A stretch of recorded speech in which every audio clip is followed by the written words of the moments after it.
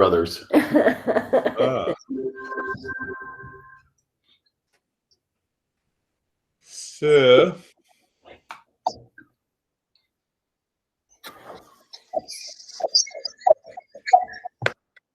our masters teaches us, it just came to my mind that Eastern wisdom, what we say, it is a knowledge, instrument of knowledge that helps us to know the real self. So many people say, I'm not qualified, I'm not getting any experiences. That is the first level. When we join for the first time. So they progress slowly. What happens? It loosens the knot in the mind. Lot of conflicts and the confusions, they start melting down. They are not a seeker, not qualified. You can say, sometimes we blame ourselves. But those who are aspirant is a beautiful way to understand. Then for the aspirant, second level, their knowledge increases. So mind at least knows that there is something real self. And that is the moment you have that idea, that notion, that thinking in your mind, even you simply thought, oh, there is a real self, permanent peace and happiness. So now what happens? It starts changing your perception in your personal, professional, and social life. But those who are seeker, persistent and consistent, so what happens? Not only the knowledge increases, but the result of the knowledge is also there. So what is the result of the knowledge? Oh, they get out of the suffering.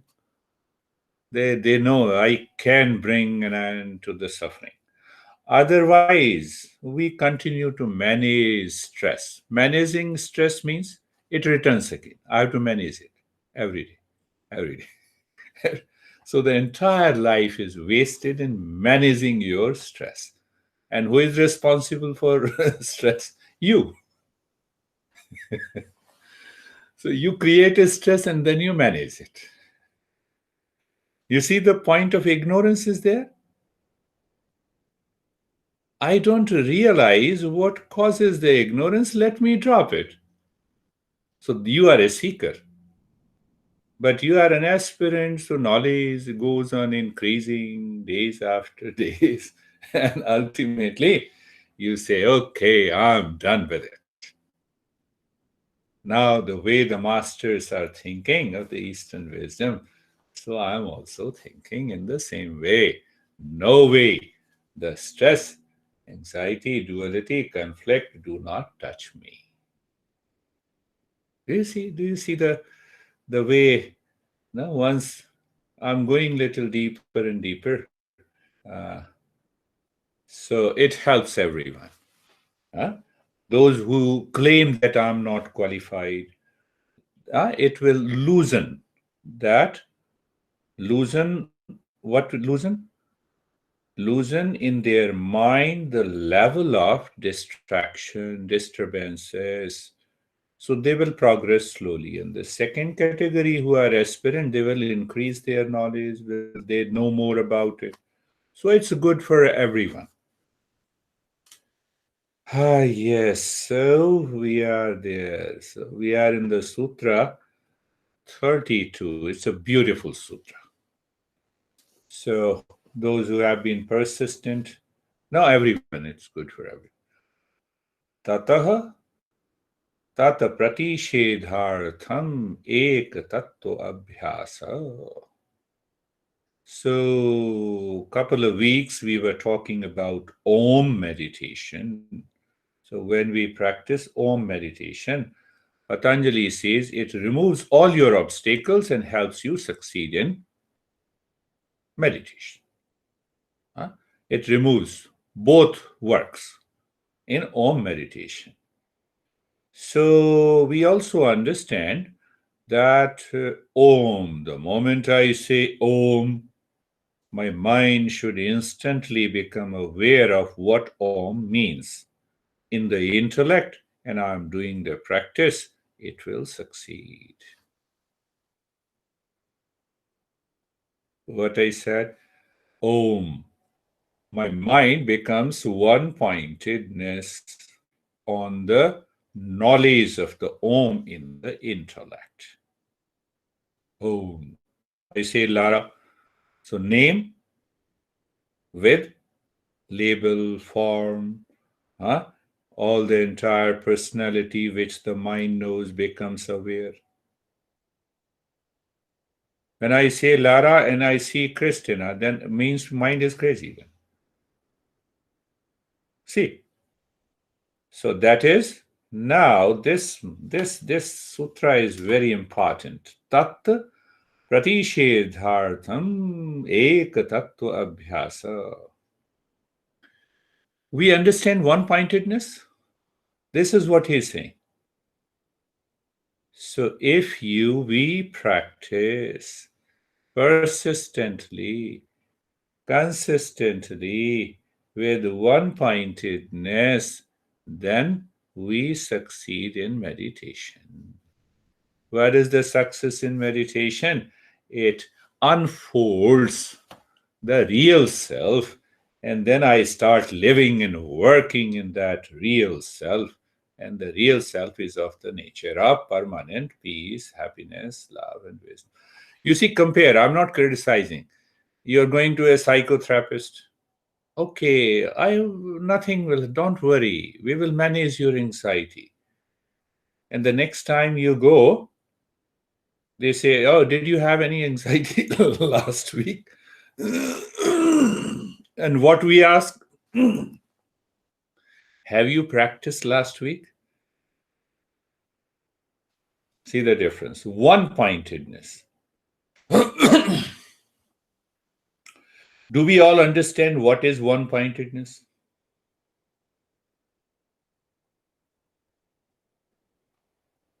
Yes. That is what the modern psychology explains, and we understand. Oh, I understand my one-pointedness. So now let us dig little deeper.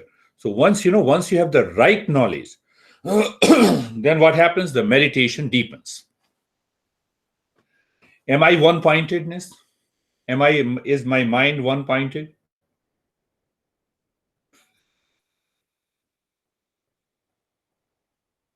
I'm looking at everyone. I'm addressing everyone. I am aware of everyone present in this session. Means there are many people. Is the mind one or many? One mind sees Lara, second mind sees Stephen, third mind sees David, fourth mind. Is that true? Or there are many objects before mind? See the beauty of understanding. The greater you understand, and now you are living into the world with this mind, you are using the mind as an instrument.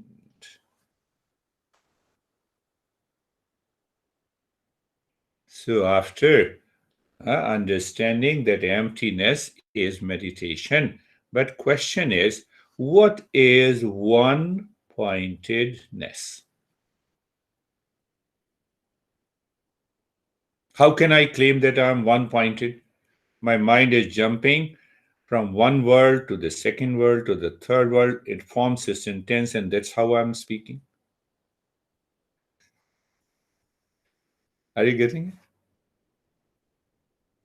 We are trying to understand that what is one pointedness. Are you getting it? So, first thing to understand that the mind takes the form of objects. It perceives. I see you. The mind has taken the form of you. But at the same time, the mind is also aware of others. Are you getting it? Mind is aware of others. I'm addressing David, but still the mind is aware of the other people, for example. If it is one pointedness, then I need not to do anything. I'm already in meditation. It's a little, not a very tough concept, but a little deeper. Are you getting it? So here it means what it means. There is one mind but different objects. I'm just talking about the difference of understanding the mind in Buddhism. Let's take one school of thought, and in Patanjali Yoga Sutra. So, one mind, different objects, then what is one pointedness?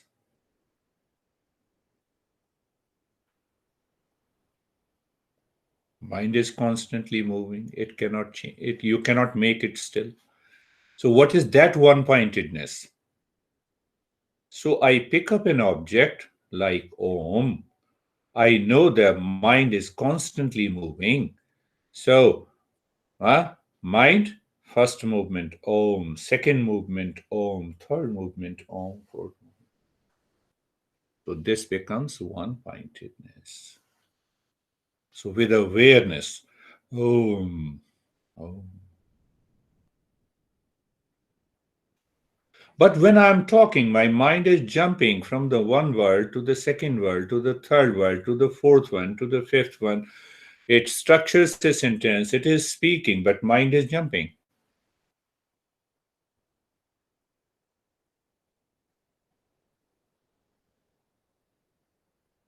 So here, our master says that this mind is a collection of thoughts that produce knowledge. So my mind is fixed on the knowledge, not on the object, not on the world. Do you understand? I believe. So mind is receiving knowledge of different objects one after the other at the same time. I see lot of people, and the knowledge is they all have come to join the session. They all are learning, and I am speaking.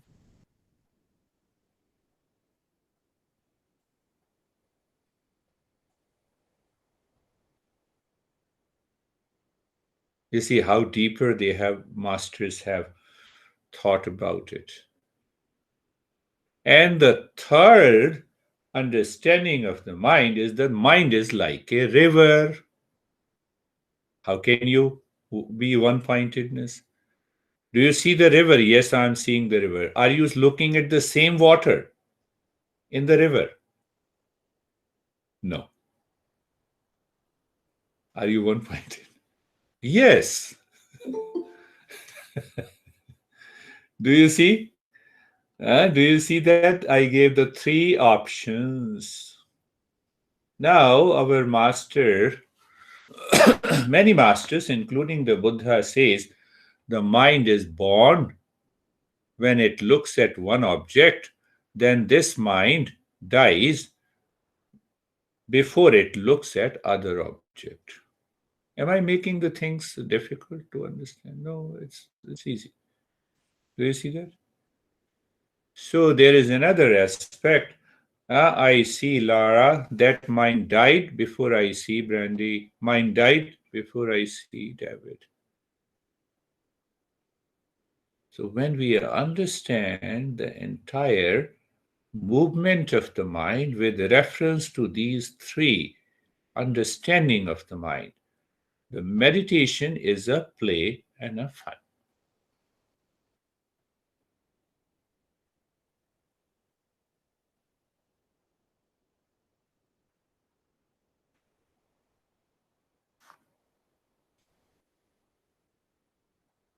Then meditation is a play and a fun. Now see. So if we say mind is like a wave, then the mind that moves constantly from one object to the other. The wave like mind is momentary. Then mind is like a river where water as an object is there. And when there is no object, then what happens? Mindfulness, highest state of meditation. We discussed about it. Highest state of meditation, no object. So, who is holding the mind? My likes and dislikes, my attachment and detachment. That causes the distraction.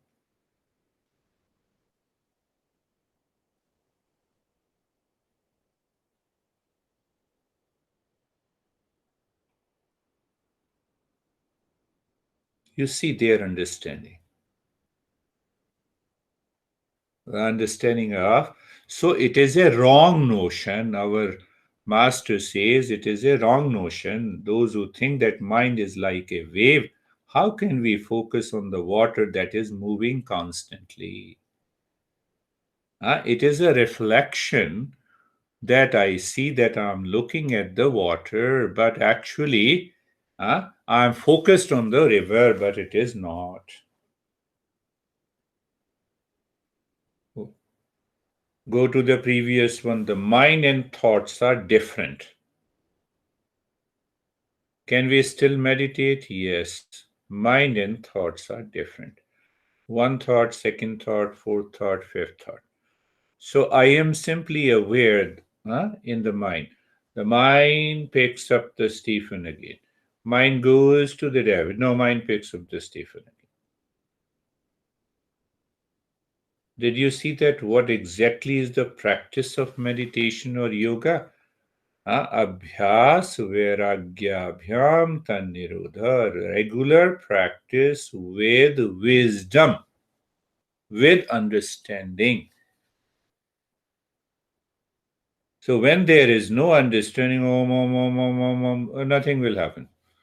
Continue to doing om, om, om, om. We have been doing in anxiety. No, I'm in anxiety. Nothing will happen. Understanding. Mind and thoughts are different. Can we still meditate? The answer is yes. The fact is the mind is one. So Patanjali says the mind is one that knows the things differently. It distracts. So I want to keep my mind, say, for example, on Stephen. Mind picks up brandy. I say no. Brandy has two meanings, isn't it? The spellings are different. You see, that is how the knowledge takes place. Two things, two meanings. Now, spellings are different, Lara, but meanings. So, do you see that knowledge occurs in the mind? Am I aware of that? Am I aware? No, wrong knowledge should not occur. Right knowledge should occur. Then what happens? You always succeed in meditation.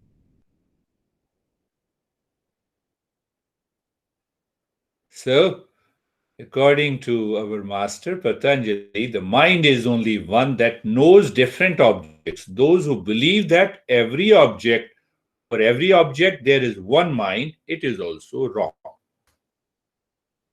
You see, first, the Patanjali has given you the options to understand this is the way, and then it says, drop this idea, drop this wrong notion. Those who believe that there is no mind but collection of thoughts, that is also wrong.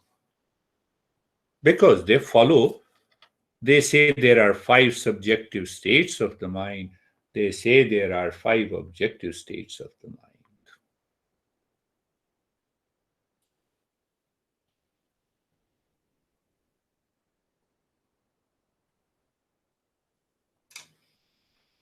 Mind is only one that knows different objects.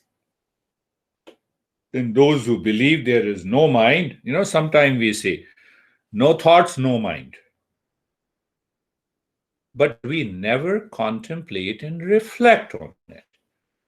So when you do not contemplate and reflect, the right knowledge is not there. When it is not there, then meditation does not succeed. So those who believe that there is no mind but collection of thought, that there is one mind for every object, no need to focus. You see that when there are as many minds, as many thoughts and objects, there is no need to focus. Question of one pointedness does not arise.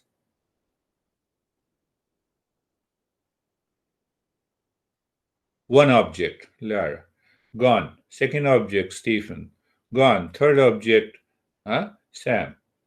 Fourth object, Terry. What it demands, now ask yourself, after understanding all these, what it demands to succeed in meditation.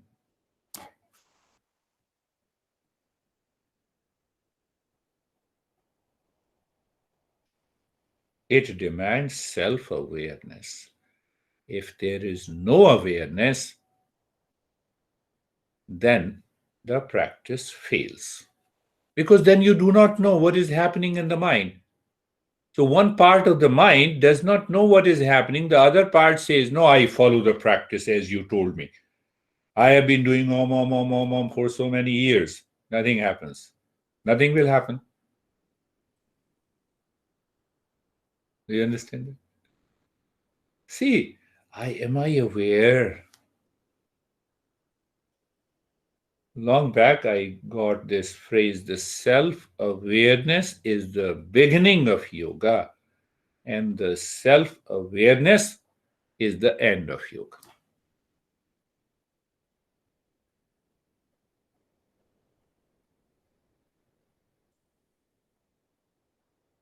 Self awareness is the beginning of yoga. I have lot of wrong notions. I am the body. Yes, no problem. Become aware that you are the body. Then understand, then practice. So you loosen the knot of attachment with the body. And then what happens? You are moving further.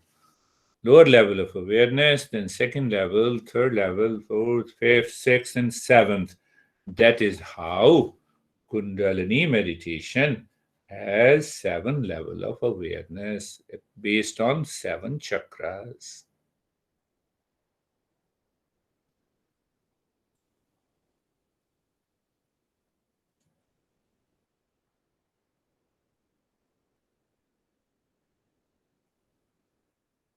So you see how the Patanjali rejects by understanding. So those who say that one mind for one object. So how Patanjali rejects this argument, this understanding, that if there is one mind for one object, say one object, Lara, then I see Stephen, but the mind retains the memory of the Lara. So it means there cannot be as many minds as many objects. See that?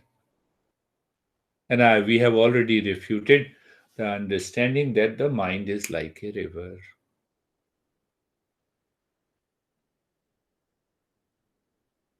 Whose mind I am talking about? Your mind. Are you aware here and now? I am talking about your mind. One thought, I have lot of anxiety. Does the thought sticks to my mind or I stick to that thought?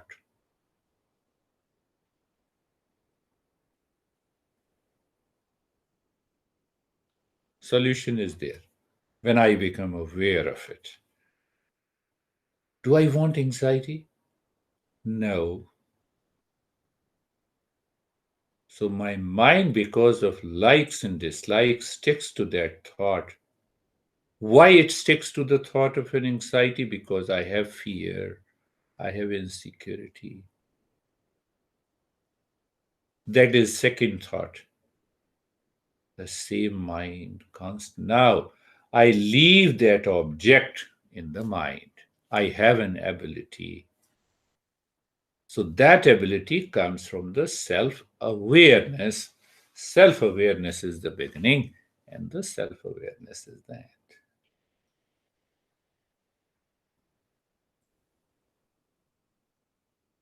So, this week, after doing the meditation, contemplate and reflect. Reflect in your head. Reflect in your head all the time. This understanding, let this understanding go deeper. Pick up if what Patanjali says is true or not true. Prove in your life.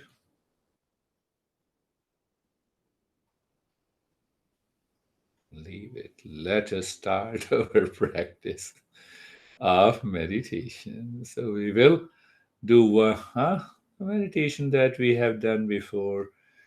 Close your eyes.